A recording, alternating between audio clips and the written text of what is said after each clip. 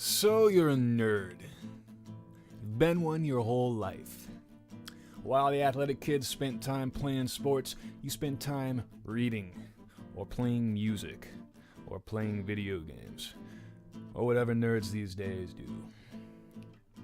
And like most nerds, as you got older, you found that your trivial skills and knowledge could actually be bent towards education and a good career. Gamers become programmers. Readers become researchers and businessmen. And these guys become Hollywood executives. But now as you're older, you find new problems cropping up. 5 years sitting behind a desk has forced you to drink 5 cups of coffee a day, and you're still always tired. You have the posture of an 80-year-old, and a profound grumpiness. But you don't care about your muscles, right? You're a nerd. You never did before. But it's your brain that's getting weak. And no self-respecting nerd can abide losing their brain. Well, I'm going to help explain what happens and what you can do, which is exercise, and how a lack of exercise has made you a living cartoon character. And I can hear you now. I don't want to go to the gym. Everyone's stronger than me, and the machines are stank with sweat, and I'll break out in hives, and every time I go to the locker room, there's old dudes way too comfortable being naked with their balls swinging around. I try to look down by the floor, by the feet, but their balls are still down there swinging. I know. And on behalf of old people, I'm sorry. Get over it, nerd, and get to stepping.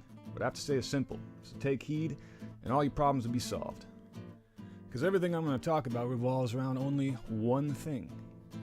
Monoamine neurotransmitters. I did warn you. Nerd stuff. Here's what I'm talking about. Dopamine, serotonin, norepinephrine, and epinephrine. They are so important to your well-being that most antidepressants like SSRIs and MAOIs focus entirely on them.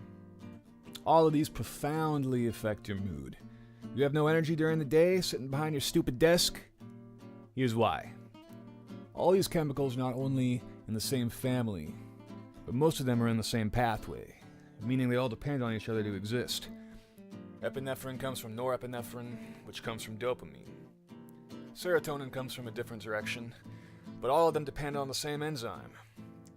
When your body no longer feels the need to make these chemicals due to your long periods of inactivity, you stop producing enzymes that break down the fuel you get from food, and the whole thing falls apart. Meaning, if you neglect one of them, then you neglect all of them. And all the emotional and mental benefits you receive go right out the window, leaving you a broken, tired, listless sad sack. On top, of course, still being a nerd.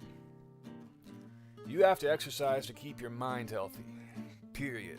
Studies have proven it again and again. Depression, exhaustion, insomnia, all the telltale symptoms of most office jobs. It gets better too. Having a healthy flow of serotonin may actually encourage neurogenesis, so you may even get a little smarter. And I mean, this is really half the reason I wanted to say all this, because now my memory is better, and I have more energy. Really, I just think faster on my feet. It's like discovering some kind of secret. I should be exhausted having to do nerd work, and then having to exercise, but instead I'm not. More energy, more memory. It's win, win, win, win. And really, it makes sense. Here's the deal. Somehow, along the line, people came to live unnatural lives. We used to live under the sun, where our existence depended on physical exertion. We used to live by the edge of disaster every day. 1,000,000 years as hunter-gatherers. So activity is good. We're made for it. Even a little fear is good. When you experience fear, you produce epinephrine, adrenaline, which again encourages the whole cycle.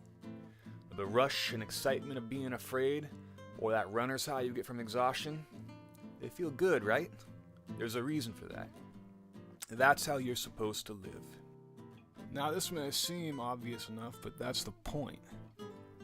All of our energy, all of our mood, it's all really determined by 4 simple neurotransmitters. So while it may seem like brain surgery or molecular biology, it's not. Just eat good and exercise. And it may just solve all of your problems from living a nerdy, unnatural life.